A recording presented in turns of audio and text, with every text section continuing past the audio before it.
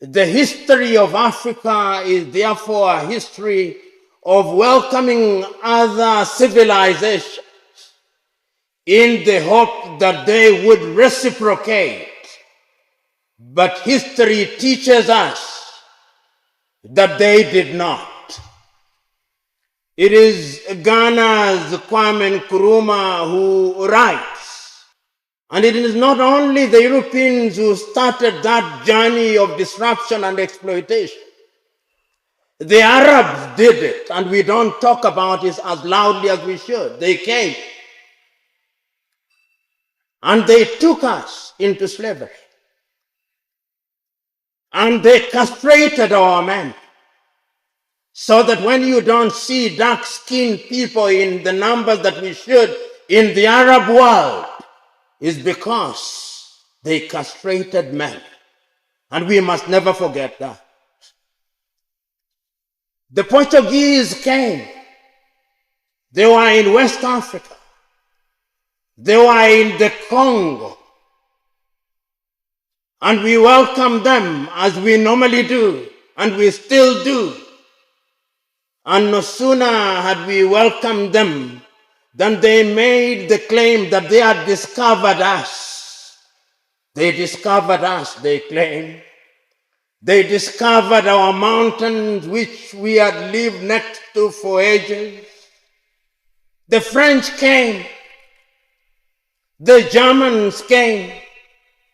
The Italians came. The Belgians came. The English came. All in their arrogance. And they made their way. And in what we now call Uganda, they came to the Bunyoro Kitara kingdom, and they were resisted by Kabarega. And a man called Baker came, and he was beaten by Kabarega. History teaches us. But then they went away, and they assembled in Berlin in 1884 and 1885, and they divided us into what we now have as Uganda, as Tanzania, as Kenya. We are now 54 and still counting. But what we must never forget is that at all time we resisted. Those who say we never resisted are mistaken. We did. They planted the seeds of division.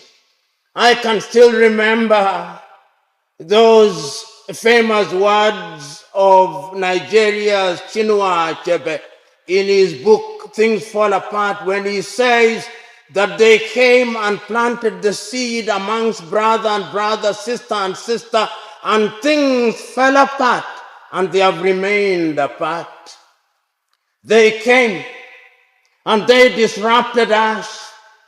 They told us that our God was not God.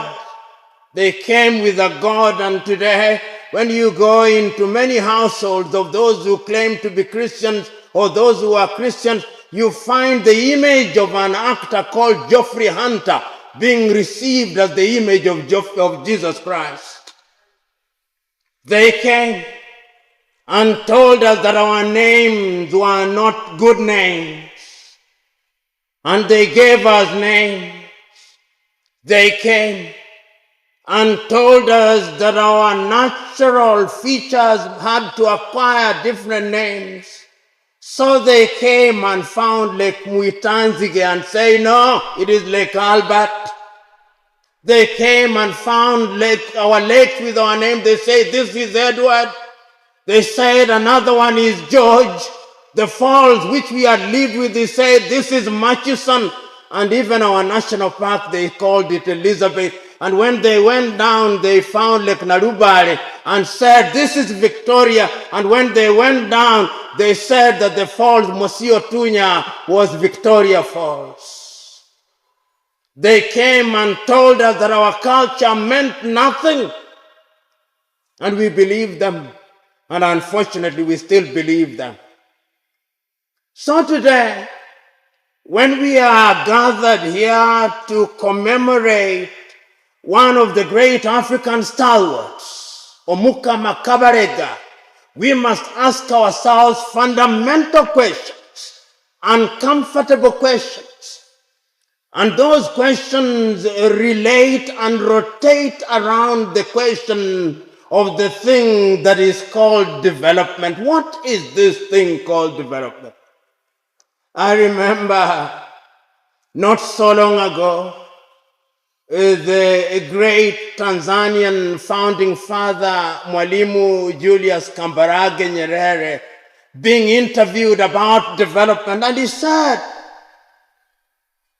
from where we sit, development is not confined to the size of what the Europeans call the gross domestic product, GDP. That to us is not development, he said.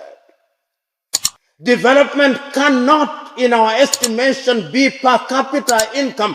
That is not development.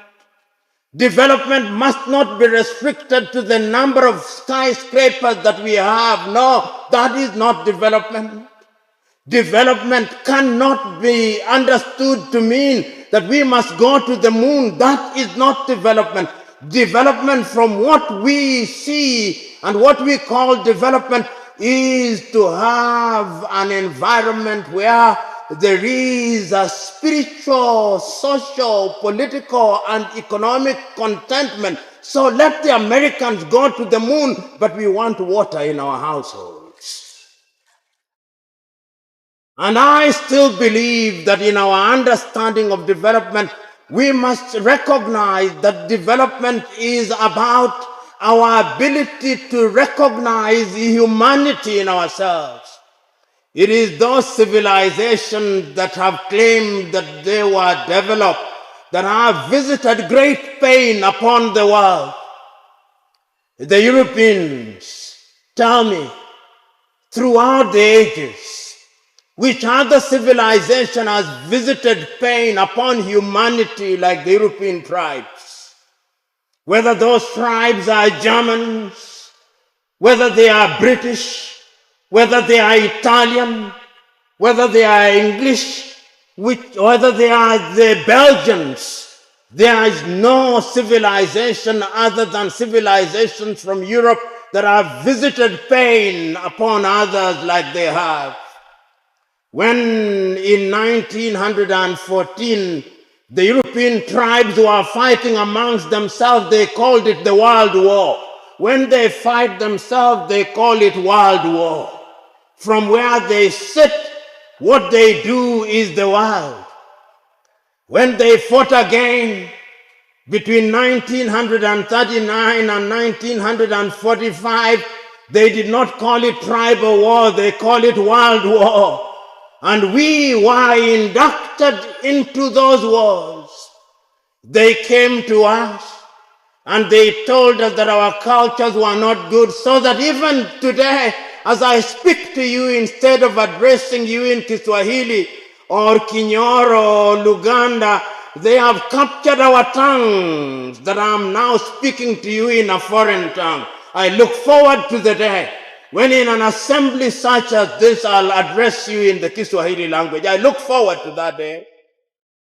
I look forward to the day when we shall have totally liberated ourselves, that we will be able to appreciate that indeed when we talk about development, we talk about the totality of culture. In Kiswahili they say, mwachamila ni mtumwa. He or she who abandons his or her culture is a slave. And there is a sense in which we remain enslaved. How do we remain enslaved? Just look at your names, including my very own. Look at it. Who is this individual that is called Patrick, for whom I am named? Who is he? Why is it that on the day that I was baptized, they could not allow me to use my local name? Why? Why is it that when we are referring to ourselves, we refer to ourselves as Anglophone, as Francophone, as Lucifer. And right now we are even always in the business of referring to ourselves as other font. Soon we will be Sinophon. This is what we are doing to ourselves on a daily basis in the name of development. When we run our governments and their university professors here, when they teach political science, oh, what science do they teach? They teach the ideas of somebody from the United States. They talk about Max Weber. They talk about Adam Smith. They talk about John Austin. They talk about H.A. Elliott. They don't talk about Kabarega. They don't talk about Mutesa. They don't talk about Shaka the Amazulu. They don't talk about us because we are totally dominated, so that even the universities that we run, the law that we teach, the political science that we teach, the history that we teach, the geography that we teach is so Eurocentric that on this day when we remember Omuka Makabarega, we must also exercise the spirit of slavery, mental slavery, that we may welcome a new spirit of freedom. Because if we don't, we will be dominated throughout the ages. You know, as I talk about development now, I think about this continent that has known slavery. The Omukama himself was taken away from the comfort of his kingdom and spirited to Seychelles. He stayed there for over 2 decades. When they had neutered the society, then they allowed him to come back. He did not get home. He died on his way. But this country for a long time did not even recognize him until later in the day. But we still recognize Prince Charles with a name in the middle of Kampala. I look forward to the day when such names shall no longer exist in the streets of Kampala. When I think about this continent, and I think about how we were colonized, and I think about how we regained our independence, and no sooner had we regained our independence than we adopted the very same things that we inherited from the white colonizers. So that if you go to the Ugandan parliament, the Kenyan parliament, the Ghanaian parliament, the Zimbabwean parliament, the Nigerian parliament, as the great African American John Henrik said, they are mimicry of what the colonizers left for us. And he says, and I agree, we will never succeed on the basis of that kind of organization. We were told, and we are still told, that in order to run a government, in order to run a judiciary, you must run it in the manner that the British taught us to do, complete with the manner in which they dressed. In order to run a parliament, we must run a parliament like they did, and our speaker must still wear some woolen white thing, which people stopped wearing many years ago, but we still wear. And even when we run our affairs, we must do it in the manner that they did. We are mimicking them. And when we think we have developed, indeed we are not. That is what colonization did to us. So today, when we are gathered here to remember Omukama Kabarega, we are asking ourselves, is there not something in our tradition that we could use to change the continent of Africa? And why is that argument legitimate and necessary? It is legitimate and necessary because when Ghana became the first country to regain her independence the first sub-Saharan country to regain our independence. Always be very careful, because the Sudanese will tell you that they regained their independence in 1956 and Ghana in 1957, but I always remind them that the real independence in Africa was with Ghana in 1957. And I can still remember those powerful words of Ghana's Kwame Nkrumah on 6th of March 1957, say that the independence of Ghana meant nothing if the rest of Africa was not free. But even as he spoke those words, Kwame Nkrumah was quite clear. He was clear that flag independence, the mere fact that we have the Ugandan flag, or the Kenyan flag, or the Ugandan national anthem, or the Kenyan national anthem, or the Ghanaian national anthem, or the Nigerian national anthem, was not sufficient. That there was something else. And he reminded us in 1965 that Africa was getting into the most dangerous stage, the stage where the former colonizers would become more deadly through the Neocolonial project. No sooner had he written his book than they overthrew him. No sooner had he written his book than they started destroying what we had inherited from them. So those of you who are students of history will remember the 1960s. You will remember in 1961, the Congolese thought that they had regained independence under Patrice Emery Lumumba. They killed him after 9 months. The Togolese thought that they had regained independence under Sylvanus Olympio. They killed him in 1963.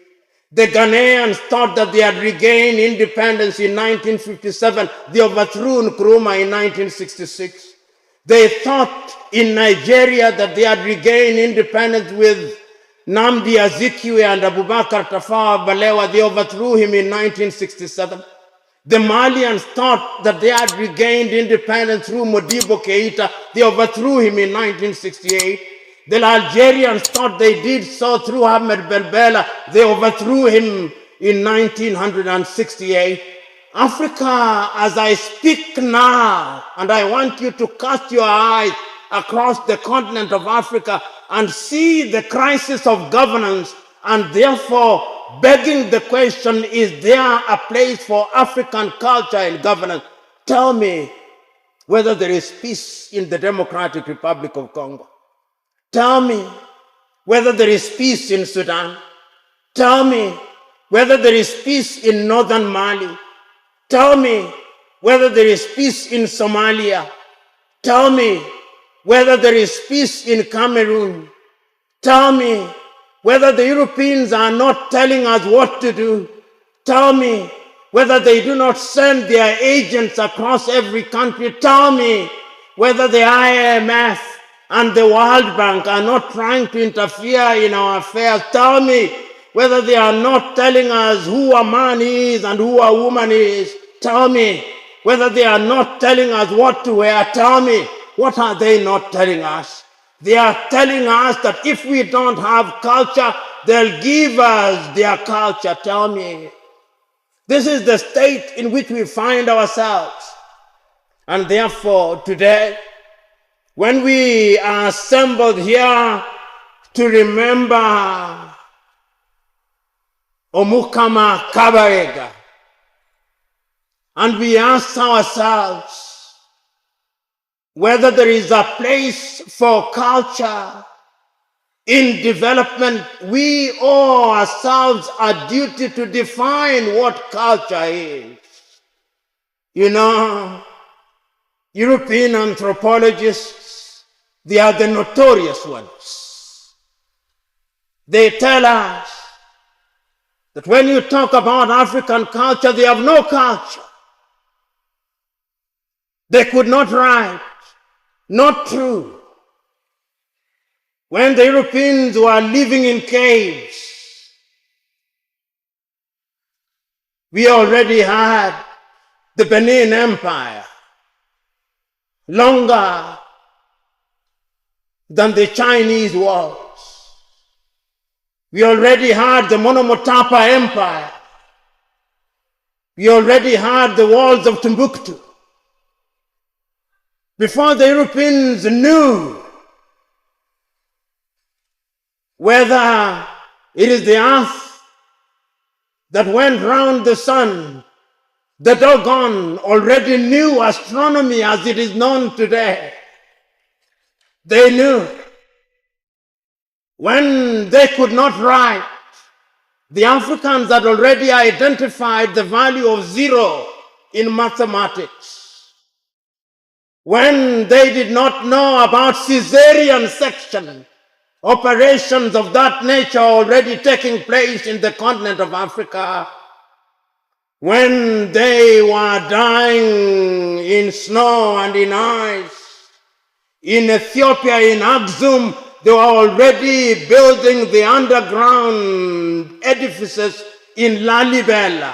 They were building pyramids in Sudan and in Egypt. There were already libraries in Carthage. Pythagoras and all these people were already learning their philosophy from Orunmila among the Yoruba. We were there. We had a culture that was complete with science, complete with mathematics, complete with the arts. And when they say we have no art, they forget that they have stolen all of them and they are to be found in the museums in Europe. If we had no culture and if we could not do the thing they say we could not do, why were they plundering the things that they plundered? Why? Because we had a culture, and what you do is that you destroy a people's culture and then you create another culture and make them think like you want them to think. This is what they did. Not only to us who remained in the mother continent, they did it even to our brothers and sisters who are taken to the Caribbean, those who are taken to the Northern America, those who went to Southern America. They did it and they took away our language. And if you doubt me, I want you to watch Alex Haley's Roots and see how the main character, Kunta Kinte, was beaten that he may abandon his name and acquire a new culture. But those who have a culture and those who believe in it will never abandon it. That is why we are remembering Omuka Makabarega, because he stood tall. Those of you who do not know will remember that incident in Ahosto where the Omukama's arm had been amputated and he kicked one of them. The time to kick them is now. The time to kick them is now, because when we kick them, then they'll realize that our culture was not dead. Our culture was merely in comatose. And we are beginning to rise. And we are beginning to redefine what development is. The great Ghanaian Nana Kobina Nketiah V has written a book which I commend to all of us, The Place of Culture in Governance, the Ghanaian Example. And he tells us that he has, over the years, looked at governance in Africa, just like we have. And the governance structures that we inherited have not served us well. If you look at Uganda, since she earned her political independence, the history of Uganda is replete with painful moments. The history of Sudan, painful moments. Somalia, painful moments. Ghana, painful moments. Congo, painful moments. Rwanda, painful moments. Burundi, painful moments. Nigeria, painful moments. Algeria, painful moments. Liberia, painful moments. South Africa, painful moments. Zimbabwe, painful moments. It has been a history of pain because our culture was taken away. And when we thought that we had a solution to our problems, a new wound appeared. How many of you remembering in 1980s when they came here and told us the solution to the African problem is multi-party politics? And we believed. We formed parties. In the Democratic Republic of Congo at one time, there were 233 of them. We formed them. We started holding elections. Then we discovered that in Africa, we can hold elections. You can have the highest number of votes, but he who is announced the winner is the winner, the number of votes notwithstanding. We discovered that. Then we are asking ourselves, what can we do? If this foreign culture has failed to solve our problems, we thought that when we regained independence using other people's culture, our education would help us. Today, we have many graduates from our many universities, but yet we can't solve our medical problems. In Uganda, it is only those who cannot afford medical attention in Europe or India or Dubai or South Africa who go to Murago. In Kenya, it is the same. In most Africa, it's the same. So even the promises we made to ourselves about development in medicine, we have not realized them. Then we said we would have education, and we have universities, and we teach engineering in those universities. But when we want to build roads, we want to build the expressway from Kampala to Entebbe, it is not the Ugandans who do it, it's the Chinese who do it. When we want to build expressway in Nairobi, it's the Chinese who do it.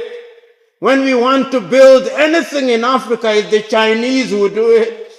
What happened to our engineering?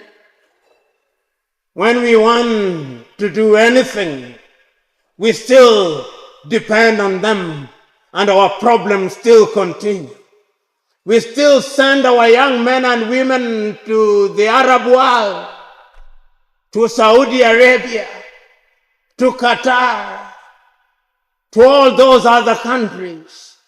And those who don't send take themselves there by crossing the Mediterranean Sea. What happened to us? Do we still have the spirit of Omukama Kabarega? Or we are weak and conquered and captured? This is the question that we must ask this morning or this afternoon. What is the place of culture? There are those who say that Africa is too diverse. There are too many cultures. Which one will we adopt? Is it that of the Bunyoro Kitara? Is it that of the Baganda? Is it that of the Batoro? Is it that of the Basoga? Is it that of any of our many communities, or the Zulu, or the Xhosa, or the Pedi, or the Kakan, or the Yoruba, or the Temne, or the Mende? We ask. Who said that we cannot have a mixture of those cultures? Who said that we cannot borrow that which is good in the Toro culture or the Yoruba culture? Who said that when we combine them, we cannot come with a system that will then fit us? Who said? Who is telling us that? Today, as we remember Omuka Makabarega, we are reminding ourselves that we can do it. We can do it because history has demonstrated that it can be done. You know, they came and told us several years ago that there was something called Millennium Development Goals. There were 8 of them. Then they rained their course.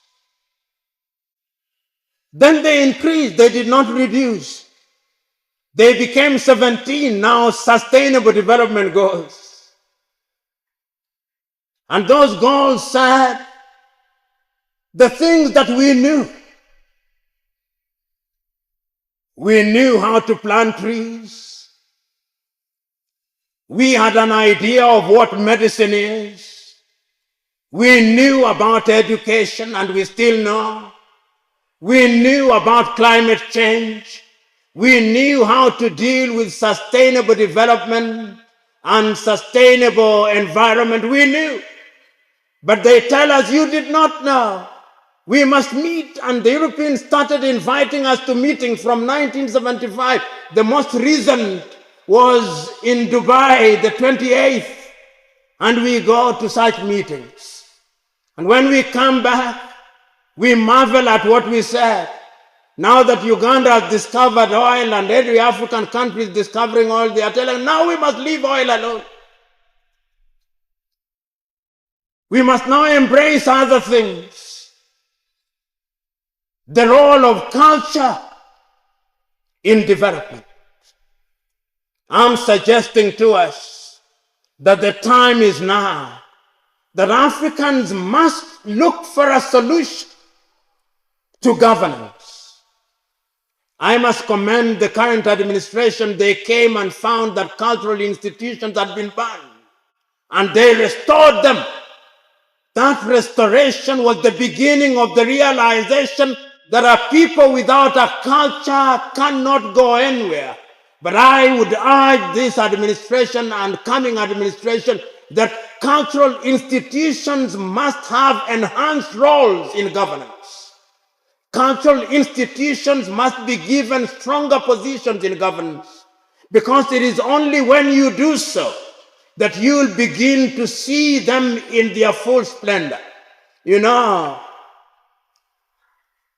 in many African societies,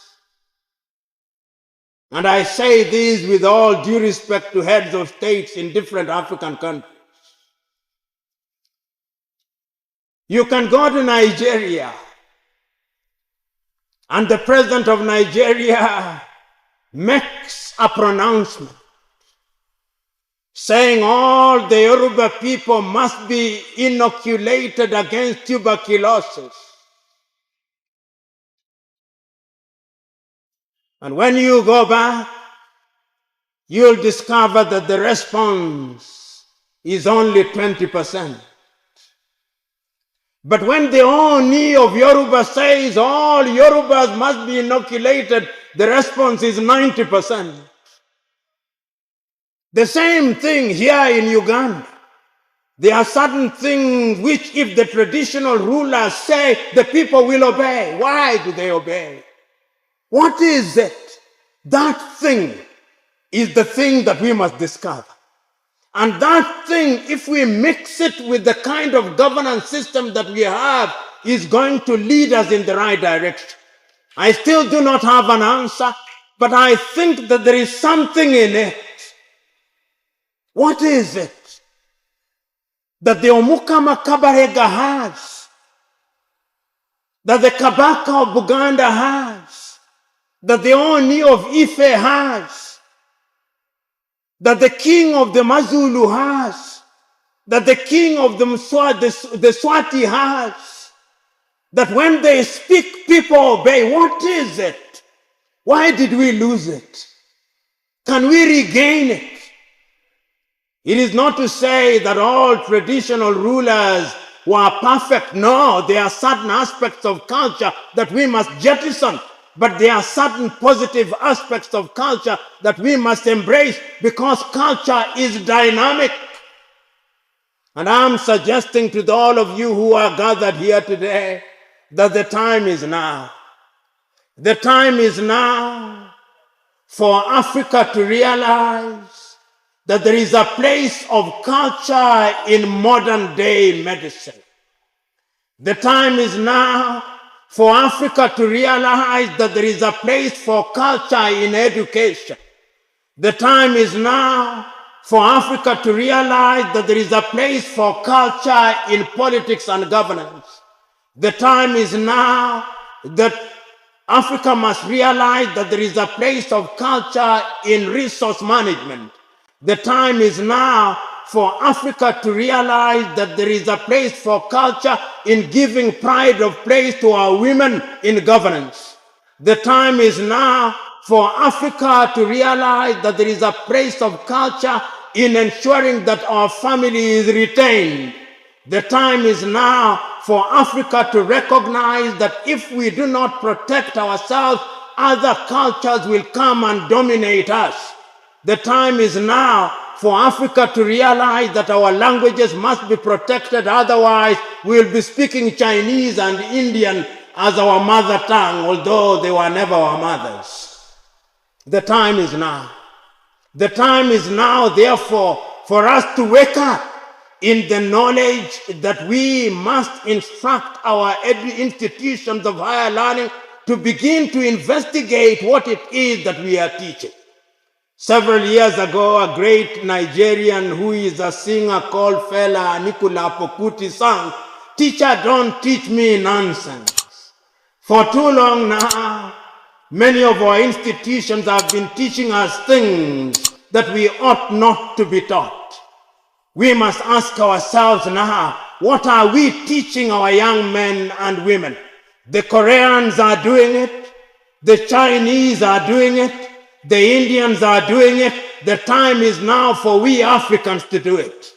The time is now for Africans also to begin to patent some of the things that we have. How is it that the clothes which are Africans are patented by the Chinese? If we are not very careful, even these dances which are Bunyoro dances will be patented by Chinese. So that when you want to dance the Bunyoro Kitara dance, you've got to seek authority from Beijing. The time is now for us to begin to understand that intellectual property goes beyond culture and that it must be given its recognition. So my fellow countrymen and my fellow Africans, the question that we are here to ask this afternoon is this. If Africa desires to grow sustainably, how can we, leveraging on the spirit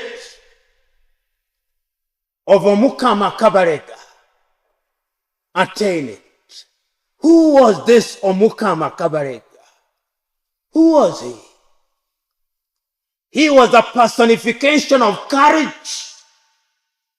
And today, I'm asking you that we must embrace courage. Cowards die many times. And I'm urging you this afternoon, if we are going to allow culture to dominate our thinking in the realization that culture is not static, I'm asking you to embrace and to remember Omukama Kabarega because he was courageous. Today, I'm asking you to remember the memory and to give pride of place to the memory of Omukama Kabarega because when it was necessary, he was a diplomat. I am asking you that because it is necessary to be diplomatic, we must embrace the spirit of diplomacy because it is only by embracing the spirit of diplomacy that you are going to ensure that you get what you deserve. Today, as we remember Omukama Kabarega, I want you to remember that he was an example for others. Those who are students of history will remember that inasmuch as he learned from the Toro learned from him, and the Buganda learned from him, I want you to remember that that is necessary. I want you to remember that Omukama Kabarega was also compassionate, even when he used violence and force at certain times. In other words, there comes a time when instead of turning the other cheek, you must use the other fist. I'm now telling you that we as Africans must ask ourselves, when is it the right time to turn the other cheek, and when is it the right time to use the other fist? And I'm saying that you can do so by ensuring that you follow another quality of Omukama Kabarega. He was resilient.